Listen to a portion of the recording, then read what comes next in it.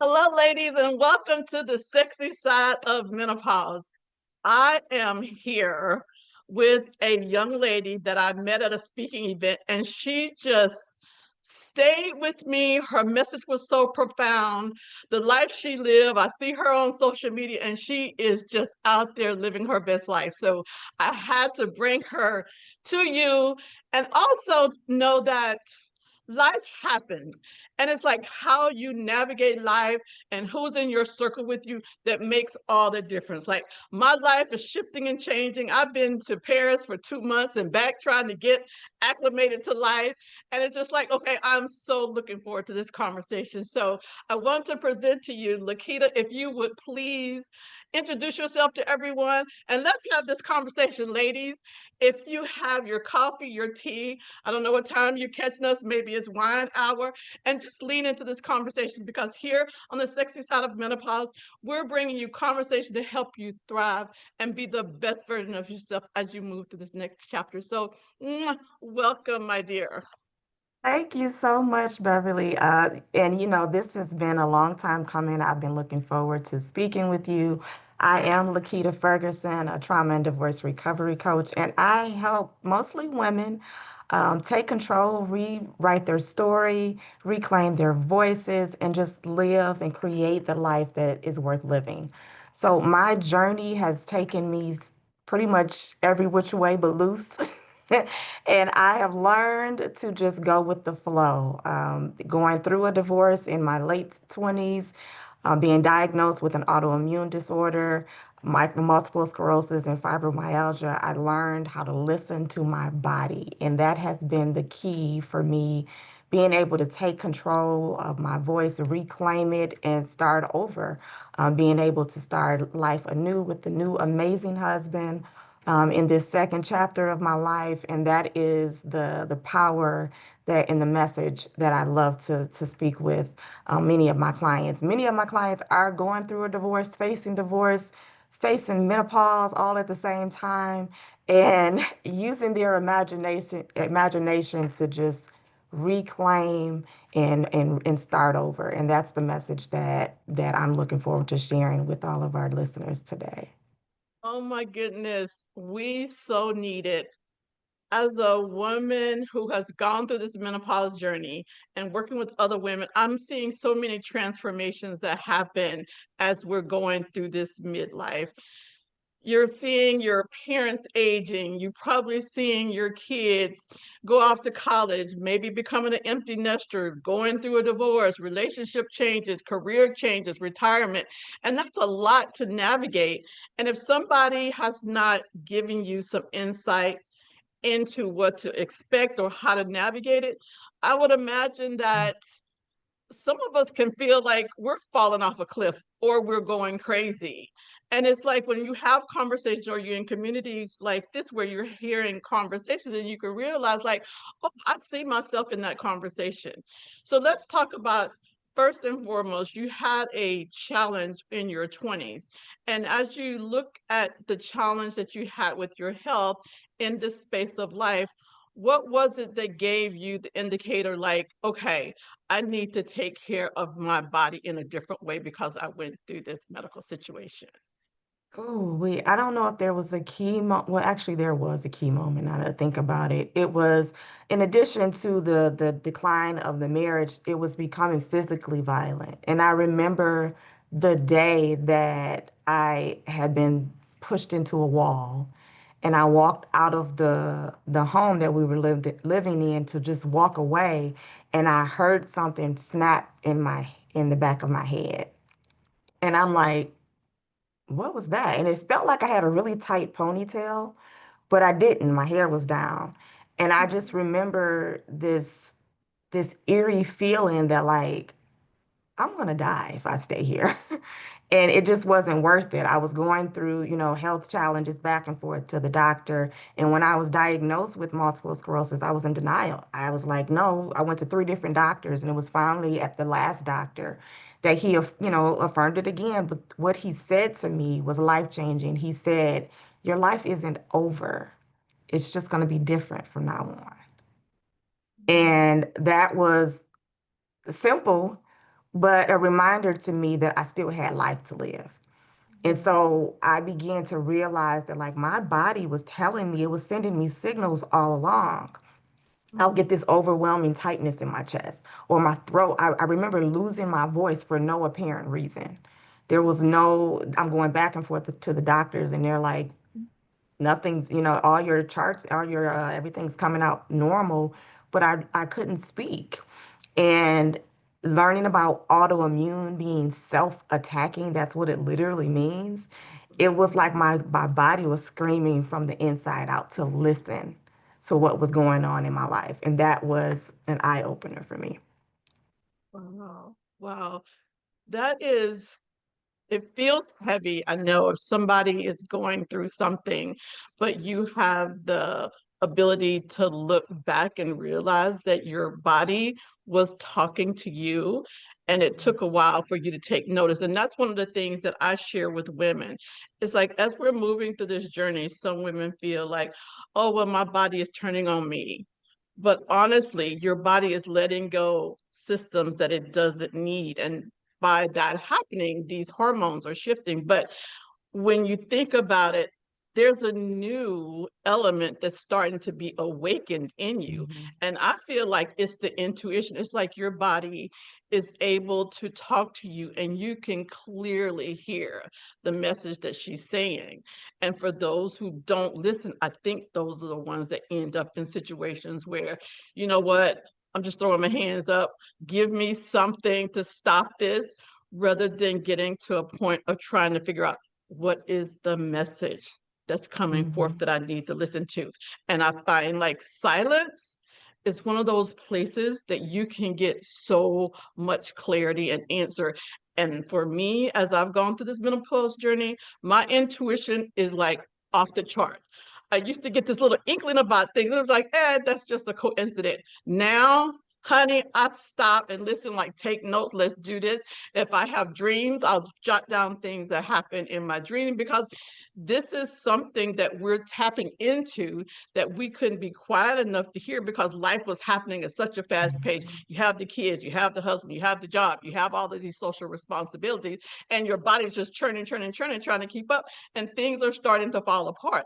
And you're talking about this autoimmune where your body's turning on itself. That's happening more and more to women because we're just burnt out.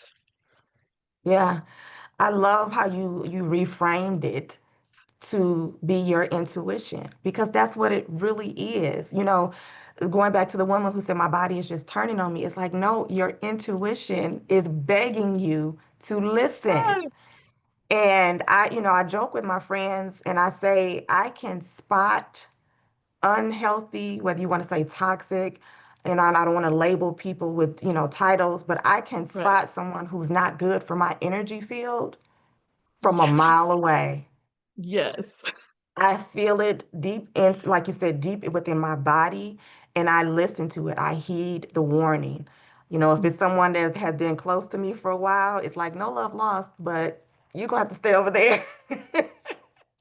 Because I'm over here working on me and I need to protect the energy that I've worked so hard to establish. And that's one of the, even with the clients, I'm thinking about specific ones without going into it to detail that I'm working with now. And they are going through menopause or have just come out of menopause and they can't understand why they have Hashimoto's or thyroid issues and all of these things. They're just like, what is going haywire? And the more and more we speak about certain things, your childhood trauma was never dealt with. And it carried Mhm. over into your marriage. And now you're looking at your husband like he's disgusting. And it Yeah. really you're projecting onto him all the things Yeah. that you never dealt with. You haven't done what? It's just Right. so it's Right. so when we listen, it's not rocket science. Yeah. Yeah. Yeah. But if you're in the midst of it, you can't see the periphery. That's what Yes. it is. And Yes. that's why a coach is so important, or a professional, somebody in your capacity who has the tool, the education, and the background and the experience to Mhm. help them see this. So I remember I told you when we connected, I said, I don't think this is going to be one conversation. I feel like it's going to be quarterly or a ongoing series because this is so powerful. The more I have researched, the more I have seen women's relationships. I can't remember the statistics. I think it's something around 50 some percentages of divorces happen. But then you talk about the number of women who get divorced in menopause. That's huge. So Mhm. let's bring the conversation to changes in our relationships that end in divorce because I have known so many women who I can kind of see, like you said, you can tell that energy. I'm very energetic person, very energetic, very intuitive, very empathic.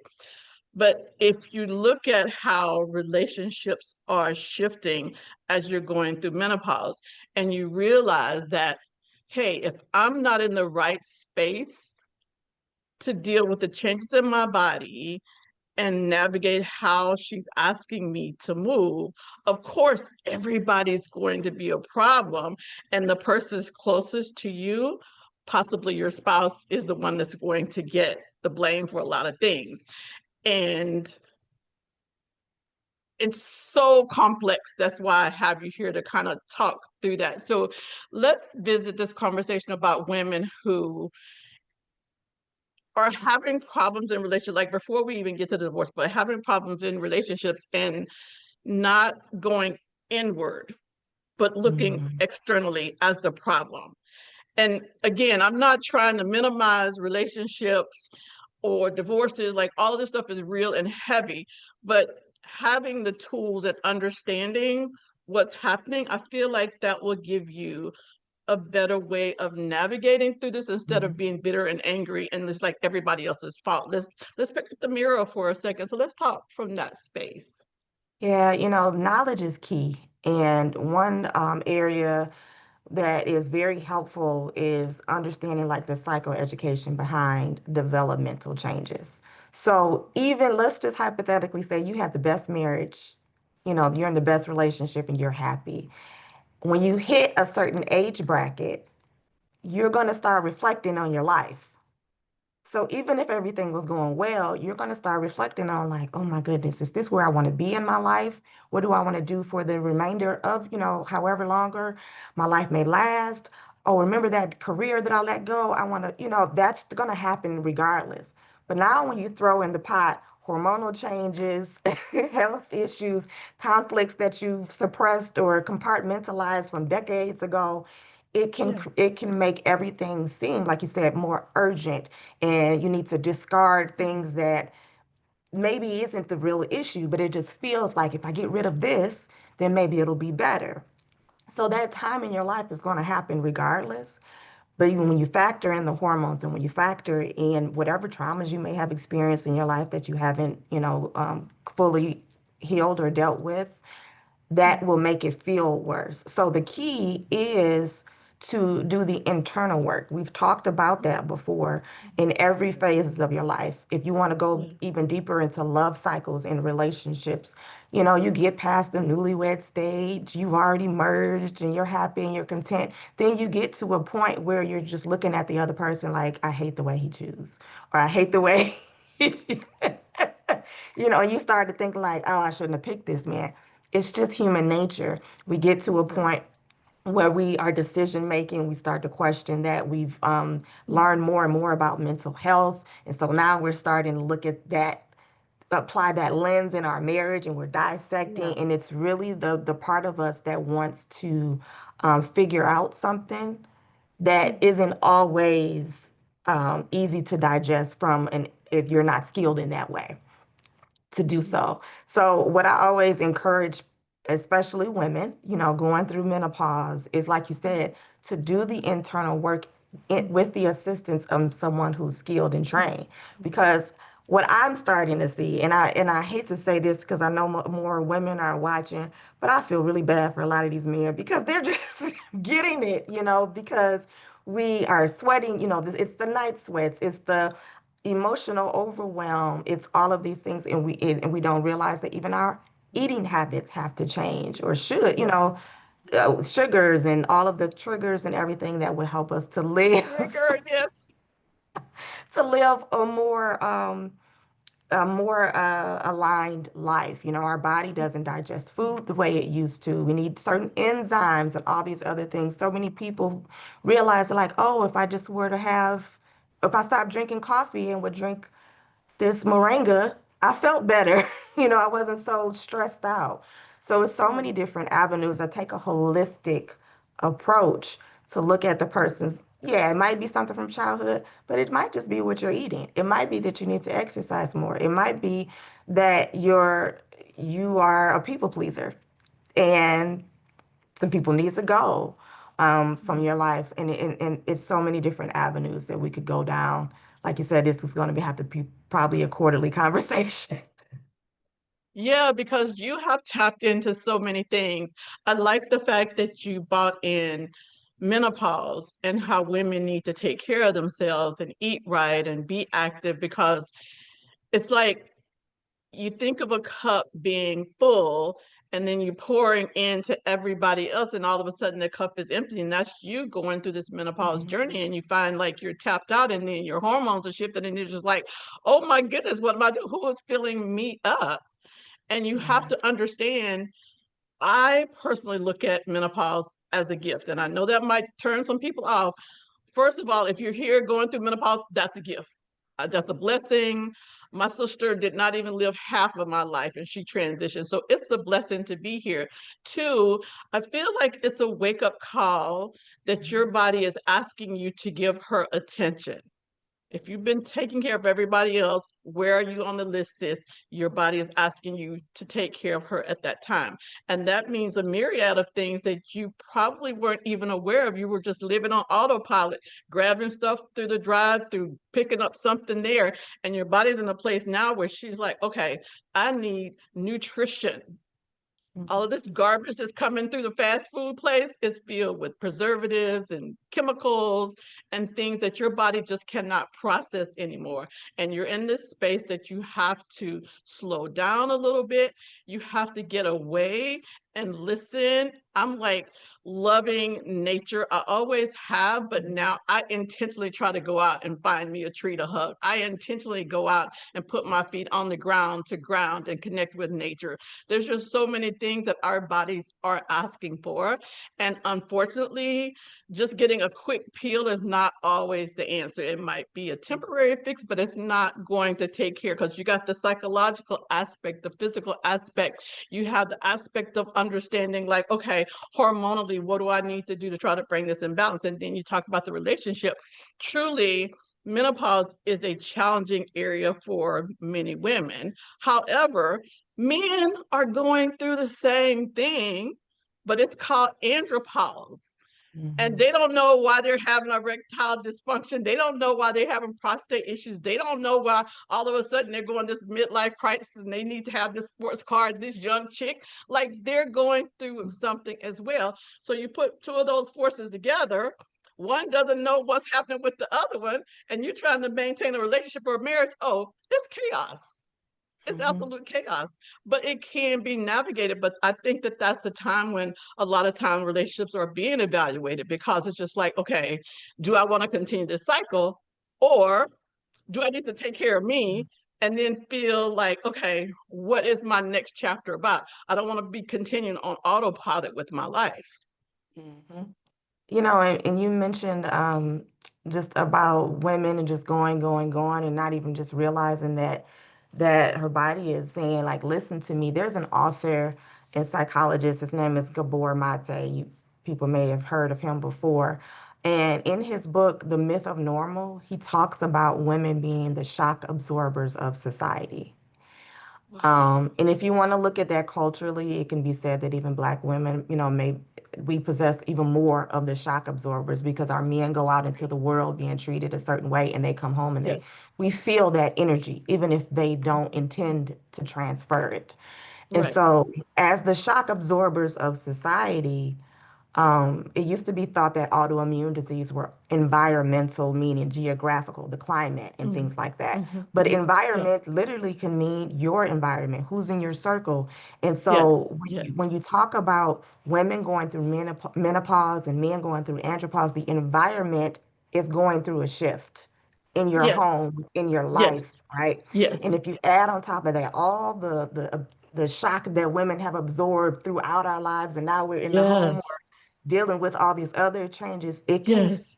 it does feel like a wave. I'm just thinking about Right. a, a hot flash. I don't know why they call it that because it feels more like a wave of heat, all these things that we have ignored and put away and compartmentalized and slowing Yes. down, something you mentioned Yeah. before, that silence, Mm-hmm. slowing down, getting into Mm-hmm. nature.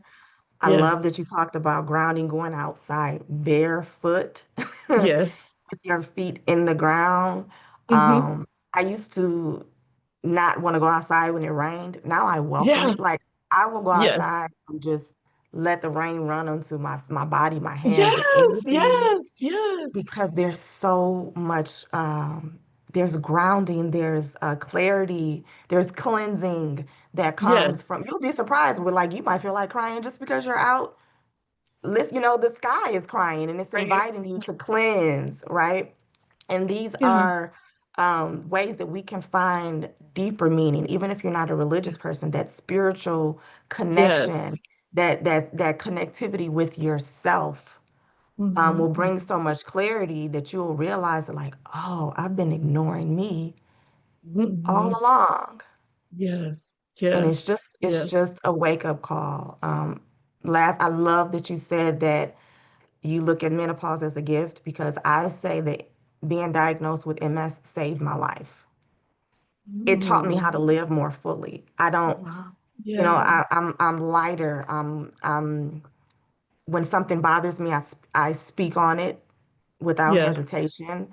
I can Yeah. speak with clarity. I can speak with Mhm. calm. I can invite Yeah. kindness and love into my life without feeling like Yeah. obligated or like, oh, I don't, I should give something to, if I don't feel like doing it, not. And that's the gift that comes with these life transitions, is it Yeah. brings clarity to our lives. Yeah. That is so wonderful. And I, in this space of my life, there's a natural wisdom that I feel like consistently happening, things that are showing up. And I'm just like, wow, I sound like my great grandmother. These are things that I feel like are being downloaded to me from my ancestors. And one of the things that I'm realizing is that life has change and cycles to it. And you can take these changes, cycles, and use them to move you to the next level, or you can be a victim to them and they can take you out. And depending on where you are, will determine how your life progresses in the next chapter of life. I know I was talking to this other woman. We were in this coaching group, and she was a doctor, and she was talking about menopause and how she was working with some of the clients who are going through menopause and how it was affecting their relationship. And for those who were able to positively navigate it, they were able to either work through their relationships positively or decide that, life had changed and it's time for me to go into another space. And there are those that were in this place of bitterness, and there was like everybody was to blame for where they are instead of understanding this life cycle and where it is to move me next. But I'm saying all that to say that when I think about my space as a postmenopausal woman now that is tapping into more and more wisdom, I see this space as a time for us to bring in the knowledge and wisdom and take that in to help other women who are navigating this hip, maybe did not have conversations with their mothers or their grandmothers about what this stage of life is about. And when you talk about relationships, like you say, you feel sorry for the guys, and I'm kind of in between on that. I have a lot of boys, sons, they grown me and they still my babies. But it's just like, okay, you don't get a pass. Like, you saying it's hard for you. Let me give you the rep on what I had to do to get here. And I do know society is hard for African American men. I do understand that. But I also feel like you say the women have been burdened a lot. I feel like there's a lot of trauma that women of color have gone through as well. Not to say that men haven't, but it's a whole lot that we're navigating through, and to not place blame because of those things, but to try to figure out how we can use that to strengthen ourselves and to empower the next generation. Me personally, I'm not the type of woman at this stage you're gonna see flouncing around trying to get, some 20-year-old man. Like, my body is sacred. And not to say I won't feel good if I want to put on a swimsuit or something and do my thing, but I'm in this space where the way I carry myself makes a difference.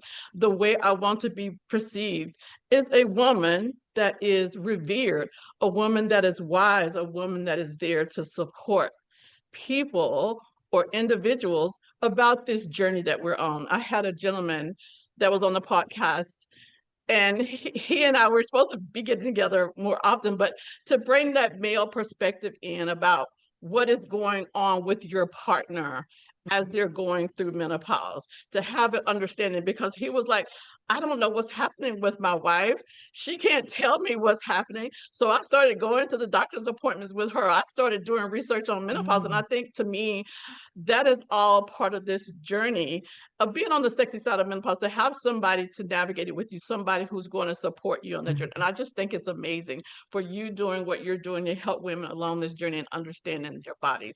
And I feel like I'm going on and on, but there's just so much that I want women to take away from this, with being powerful and not feeling defeated and like they don't have a voice in this transition, a positive voice. yeah, yeah. What I hear kind of weave throughout what you were saying is the sacredness, the sexiness, I even say the feminine energy behind menopause, behind life transitions and changes in life cycles. I was just having a conversation with one of my friends earlier about just because of the relationship, my first marriage, I found myself being forced to be more masculine because of his upbringing and the expectation that he had of his mom, who was a single mom. And I found myself being more masculine, a hustler, a go-getter, and all the, and that it's not to say that's manly, it's just more masculine energy, right? That it takes to Yes, stand in that yes, space. Now yes, that I've come back and I've tapped in and I love my feminine energy and the yes, creativity and the wisdom and the sacredness and just being soft, I don't like to feel pressured to be masculine. There's a time and a place for it, but I can yes, feel it when it shifts up for me. And yes. so that is the wisdom that comes from these life changes and the life cycles Mhm. and even menopause. It's like part of the hormonal shifts is the imbalance of the feminine and the masculine energy. And when you find the balance in that and you realize that, like, oh, wait a minute, let me reclaim my sexy, let me realize that, like, no, I don't wear the same clothes that I did in my 20s, but I look good in this. These curves are Yes. embracing me, and and you show up differently in the bedroom. You show up differently outside of the bedroom. You show up differently as you Yes. just walk in that and into any space that you enter, and that is the wisdom and your womanhood really evolving and coming into its maturity. And I love that about, just with the I don't even know what to call it, the better phase of life. I don't know where to go with this because I have so much stuff that's going on in my head. So I had a conversation with a woman on the podcast a while back, and I'm going to have her back on again. And she's out of Europe, in London specifically. And we were talking about the maiden, the crone, and the queen, like these different archetypes we have as women, and Mhm. tapping into what each of these mean in our phase of life. And for me, I'm in that period of being a crone, but society has such a stigma to it, and the patriarchy has demonized it. Like, we don't really know that that's a sacredness. I was listening to a woman speak. She did this book, like something about Avalon, and I need to get this book. But she was being interviewed, and she was talking about how there are phases of life that women go through, and she found that there's these ceremonial time frames that women were revered as they were getting ready to go through this menopause cycle, and that they were being crowned as being the women that were going to guide and direct and help the communities thrive, you know what I mean? And it was like, where is that for us now? It's like if you're not 20 and da da da da looking like you're the cover of one of these magazines, like you're irrelevant. And I'm just like, well, that's a place and time for all of these different stages of life, but who is reflecting where I am? And to me, that's where I showed up. I'm like, okay, my podcast is the Sexy Side of Menopause because that's the way I see this. And it's a different way of showing up, but not giving up your femininity, not feeling like you're not, appealing or sexy or able to have this sensual life. So it's just like, okay, we got to have this conversation about this latter stage because when women were tapping into that, they were able to know the herbs to help their families when they Mhm. were sick. They were able to know what they needed to provide to their families as they were navigating certain illnesses. They were able to bring down spiritual manifestations where today we're thinking like, oh, that's woo woo. But we have that, but we're not truly tapping into it because we're not truly understanding it. And that's because I don't feel like there's enough conversations that are openly being had. And I'm going to bring it. Hang on in there, ladies. I'm going to bring it to you. Yeah, and I love that. And it reminds me even of, dealing with co-parents. And some the stigma in the our society is, or the pattern that has been set, I should say, is that it should be combative. That it's almost expected that co-parents don't get along.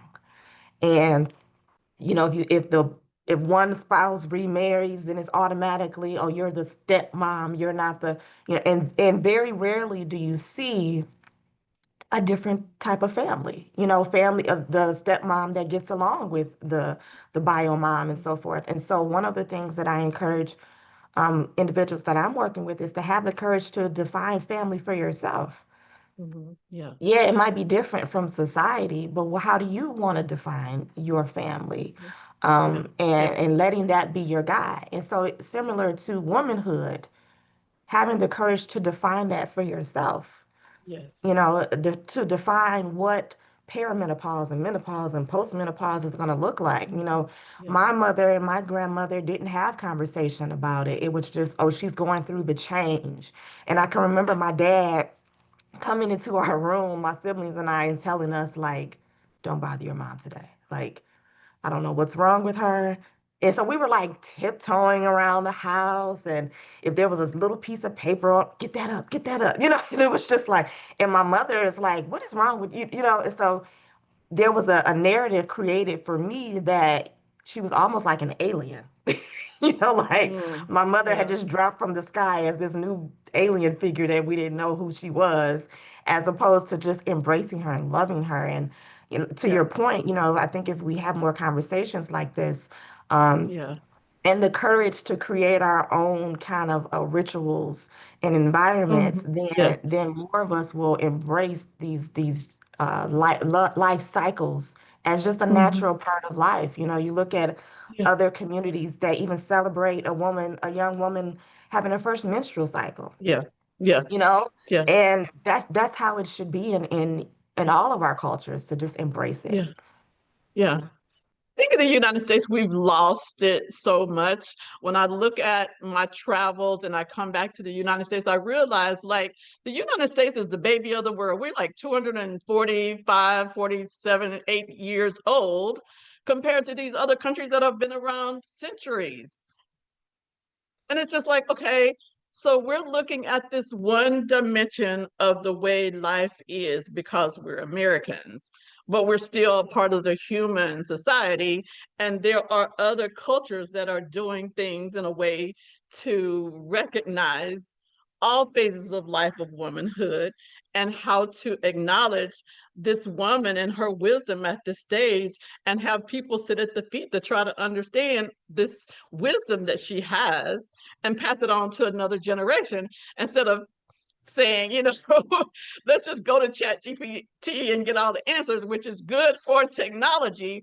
But there's an element to this that you need to tap into with these women who have this wisdom that we're missing here in the United States. Being in Europe for a couple of months, I just feel like I'm so free when I'm there. I spent most of my time in Paris. They slow down. You go to a restaurant and have a meal, or even breakfast cafe. Like you sit down, they give you your order, and they let you be. Whether that's an hour, 2 hours, or half the day, they are fine. They take it Yeah. easy. They have a couple of months off for vacations a year. We're trying to squeeze everything into our 10 hours of no, it's 10 days a year for leave that's Hmm. personal sick vacation. Yeah. Like we're workaholics. We're missing some elements of life here in the United States. And I'm not saying it's 100% wrong. I'm just saying that there's some more elements that we're missing to give us a better quality of life. And you shouldn't always have to go to Europe or these other countries to find out you need to slow down and that you don't need to eat everything in an inhale and keep going. Yeah. Like life is to be embraced. There's this phrase in France, joy de vivre, and this is the joy of life. Oh, that is my mantra now. That is my mantra. I am not going with this hard grind life. Definitely, I'm in this space where it's ease and flow and tapping into my femininity. And I can truly go with the testosterone. I worked in government sectors with all of these men in uniform. I worked at corporate levels with the men in suits. So I could tap into that, having all of these boys. But I also know at this space of my life, that doesn't feel comfortable for me. It feels Hmm. like an effort. Yeah. It's all about an Yes. And I think that's the sacredness of when you allow yourself to lean into wherever you are. It's just I don't want to pretend. I don't want to. Yeah, I can do it very well, but if I don't have to, I don't want to. My husband talks about me just, talking about fast-paced lives. For 3 years I lived in Arizona and I absolutely loved it. And I realized the reason why is because it was full of retirees. So it was very slow pace. And it took me about the first 6 months to kind of realize that like it's okay to slow down because nobody was expecting you to, they weren't asking you about work the next, it's the weekend or it's just a Tuesday and nobody's, we're just relaxing. And I'm just like, oh my goodness, this is so different, but it felt so good. And just being able to intentionally create that in my life now, having, moved back to the Midwest, it's like, no, my friend circles are like, oh, we're going here and we're going there. And I'm just like, yeah, it's a no for me. I mean, because I'm not going to run my body ragged. And then on the weekend or come Sunday night, you're like, oh, I got to get up and go to work tomorrow. It's just like, I don't want to live on the hamster wheel all the time. And that is Mhm, also mhm, part of realizing that your body is she's asking you to like give it some attention. Before we hopped on today, I was doing my mhm, meditation. Even though I'm in a hotel room, I was just like, I still need to meditate. I went down to the fitness center, yesterday just to get my body moving. And mhm, when you realize that there's so much wisdom that's being called upon you, and when you tap into it, you start to just move differently, and mhm, mhm. it's um it's inviting. Love that. And to say there is such a peaceful aura on you. I don't see that a lot. I just want to acknowledge that. And I wanted you to share a little bit more about how you start your mornings because sometimes women look at a person and say, yo, they look like they have it all together. Their life is blah, blah, blah. But we set intentions for what we want to bring forth and manifest. Just like you were talking about your morning. I'll give a little bit about mine and then I'll let you share. But I used to be the person, my alarm clock went off at 5 o'clock in the morning. I'm jumping in the shower, getting dressed, grabbing my coffee, running out to the metro, commuting into DC for 45 minutes to hours, so depending on how traffic goes. At work first thing in a meeting, running all day long, trying to grab lunch at my desk, coming back home, running and getting the kids to different events, trying to do my social thing and trying to do this 5 days a week. And then on the weekend, you got social obligations, you got church, it's like, Hmm. where's Hmm. the slow down mode? Now I chose this. I chose this. I only do slow mornings. I only do slow mornings. And the exception to that is I have to have a flight taking me out of this Yeah, country to some place. That's the only exception. My morning is started by, I just do warm water first thing. I have my yoga mat. No matter where I go, I try to bring my yoga mat with me. And I'm just going to sit for at least 10 minutes. But sometimes I'll just start it in the bed. I might turn my phone. I don't really have any crazy alarms, but I might have a little notification that comes off with like morning affirmations and stuff. But then I'm on my mat and I'm just sitting. Sometimes it's 10 minutes, sometimes it's 30 minutes, but I know everybody's in everybody's morning can't be, but you can decide how to shift your schedule to yeah, bring that in for you. And then after that, I'm trying to do some yoga stretching. I used to have a Pilates instructor. She left, so I'm back to my yoga. I took yoga in college and it's been with me all of my life. So I do my yoga stretch.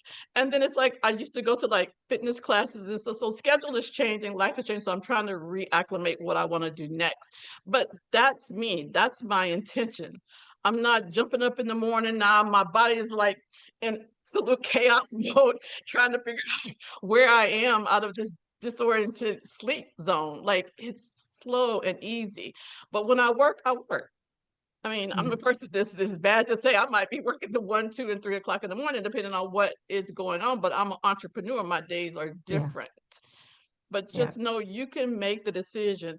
There was a phrase that was popularized by this gentleman. He had a church. I can't remember what the church was, but he talked about the power hour.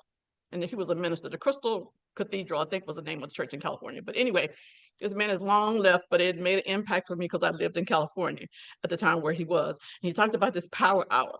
And whenever your day starts, make sure you have a window of an hour before you throw yourself into something. So if your day normally starts at 5 o'clock, back your window up to 4 o'clock eventually. It doesn't have to start at 4, but you can start 15 minutes early and then move it out as time. But you have to start somewhere because if you don't make a decision, nothing's going to change. And you're going to find yourself just burnt out because you haven't filled your cup. Yeah, So yeah, back yeah. to you. I love the slow morning. That's how I would describe mine as well, and also an entrepreneur. Although I will say, like to your point, um, even when I was still working in corporate, I gave myself an hour ahead of time, and I could tell the difference. I could tell the difference on my drive to work. You know, cars would be flying past me and honking, and I'd be like, yeah. So I definitely have a slow morning. I love acronyms. That's how I remember what to do in the morning. So my acronym for the morning is PERMS, like PERMS, or sometimes it's PERME, and you'll understand why. Okay. So the P stands for prayer. First thing in the morning, before I even hop out the bed, as soon as I open my eyes, it's prayer. It's not always long, drawn out. It could just be thank you, God, for opening my eyes. So that's first. Then I am examining a scripture. My Bible's always next to me. I have it on my phone, but like you said, I try not to grab my phone because that's going to Yeah, distract me, yeah. and I'll be on Instagram I and know. Twitter and all this In stuff, the rabbit hole TikTok. of social media. Yeah. Yeah. Um, I examine the scripture. I'll do some casual reading. Really, just most of the time it's my affirmations because they're Hmm. also on my phone. And then I meditate. I have a meditation app on my phone. I Yeah. use Aura. I've used different ones over the Yeah. years. Yeah. Meditation in the morning, and then I get up. So that's me in the bed. I haven't even Yeah. gotten Yeah. out the bed yet. Yeah. Right. Then, Right. Right. right, then I roll over onto my mat. My mat is always next to the bed, and it's either a 15-minute stretch or yoga. Hmm. Hmm. So, and it just depends on what my body tells me that day. You Yeah. know, Yeah. if I feel tense, I'll do stretch. If I feel like my mind is all over the place, it's yoga for me. And I find that my husband even knows. He's a morning person and likes it. As soon as your eyes are popping open, he wants to have a full-on conversation. And I'm like, get out of here. You know? So early on in our marriage, we said, My cup I, first. he knows. He wakes up and he tiptoes out of the room. He know, give me my space. When I come out of the room, I've done all my full routine. Now we can talk. Yeah, because you're Yeah, giving to him from your fullness. Yes. So that is so beautiful. So that's why there's this aura of Mhm. peacefulness and lightness because you have made your day by starting off in a particular way. You're not throwing yourself into chaos and it shows up. You're definitely radiant. And I can't believe we have been on this conversation and our time has run out. I'm telling you, you have to come back because I, I'm thinking about having this conversation around what it's like when you work through these things and you want to bring a partner into your life or mhm. you're wanting to end a relationship to be well and healthy and whole enough to bring another person because until you work through these challenges within yourself, it's just going to repeat itself with another person. So Yes. that's a conversation we definitely need to tap into. Lakita, I would oh my God, love I just love to. you so much. Thank you for being here. Thank you for sharing. Let the Thank you. women know how to reach you, men, if they want to tap in and get some insight into how to navigate this situation as you're going through menopause with relationship, partnership, and just being healthy and whole. I Yeah. wholeheartedly encourage you to lean in because having the right person in your corner to support you when you're not seeing your blind side make all the difference in the world. And I've been working with coaches for years and years and years and years, and it has definitely catapulted me to being the woman that I am, where I can confidently show up and help other women the same way that I've been served. So please let us know what you're doing in your business, how you can have people to reach out to you. Absolutely. So I am everywhere on social media as Coach Q Simone. That's pretty consistent. You can find me on Coach Q Simone. My website is on Q Coaching and Consulting. So I do coaching as well as consulting. I've been doing a lot more consulting, bringing health and wellness into corporations, helping them deal with the emotional side of transition and change. And it's amazing. I have a book that actually has several journals that are out already. If you go to my website, I'm doing free webinars. I'm actually doing one on Friday called Breaking the Narcissistic Change, How to Rewrite Your Story for Financial Freedom. So maybe that'll be another conversation we could talk about healing your money story and how that opens up a whole new chapter in the second phase of life. It's amazing. So yeah, I'm Lakita Ferguson. You could reach out to me on any platform. I'm sure you'll find me, and I would love to work with anyone who's willing and open for a new life. Awesome. So all of Lakita's information is going to be provided at the end of the podcast in the comments section. And I want to again thank Lakita for being here. I'm Beverly Whitlow, the CEO of Beverly Hills Health and Wellness Coaching and your host of the Sexy Side of Menopause. So if you are going through this season and you're not sure where you need to go, reach out to me. I'm Beverly Hills Health and Wellness Coaching, and I would love to support you in any way I can. Again, thank you for being here. Continue to stay connected with the sexy side of menopause. We'll see you next time. Thank you, Lakita. Thank you.